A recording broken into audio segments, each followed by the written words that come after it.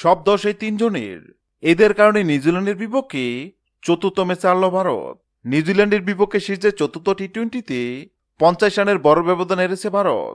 যদিও টানা 3 ম্যাচ জিতে সিরিজ আগে নিশ্চিত করে রেখেছিল টিম ইন্ডিয়া। তবে এই ম্যাচে ভারতের ব্যাটিং পারফরম্যান্স সমর্থকদের হতাশ করেছে। 216 রানের লক্ষ্য তাড়া করতে নেমে 165 রানে গুটে যায় স্বাগতিকরা। আর এই হারের পিছনে কাঠগড়ায় তোলা হচ্ছে দলের 3 অভিজ্ঞ তারকা অধিনায়ক সূর্যকুমার যাদব, হার্দিক পান্ডিয়া এবং সঞ্জু স্যামসনকে। নিউজিল্যান্ডের 515 রানের জবাবে ব্যাট করতে নেমে শুরুতে ওপেনার অভিষেক শর্মাকে হারায় ভারত। সেই চাপ সামাল দেওয়ার দায়িত্ব ছিল অধিনায়ক সূর্যকুমার যাদবের কাঁধে। কিন্তু বিপদের দিনে দলকে পথে ফেরাতে ব্যর্থ হলেন বিশ্বের অন্যতম সেরা টি-20 ব্যাটার। মাত্র 8 বলে 8 রান করে 7 করে ফেরেন তিনি। অধিনায়কের এমন দায়িত্বজ্ঞানহীন শট নির্বাচন শুরুতেই ভারতকে ব্যাকফুটে ঠেলে দেয়। 3-এ ব্যর্থ সূর্যকুমার, কিন্তু 4-এ নামা সঞ্জু স্যামসনের সামনে সুযোগ ছিল নিজেকে প্রমাণ করার। রিঙ্কু সিং এর সাথে ভালো একটা জুটি করার ইঙ্গিত দিলেও ইনিংসটা টেনে নিতে পারেননি তিনি।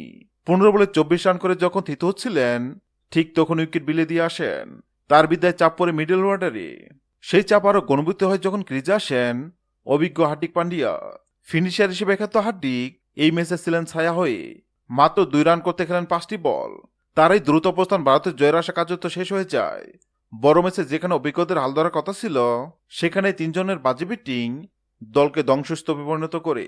দলের 85 রানে 5 উইকেট পড়ে যাওয়ার পর ধ্বংসস্তূপে দাঁড়িয়ে একাই লড়াই করেছেন শিবম দুবে। মাত্র 15 বলে 50 হাঁকিয়ে কিউ বোলারদের উপর তাণ্ডব চালান তিনি।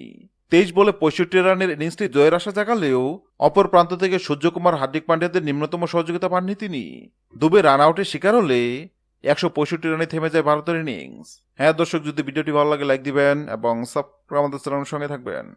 ভিডিওটি দেখার জন্য আপনাকে অসংখ্য ধন্যবাদ।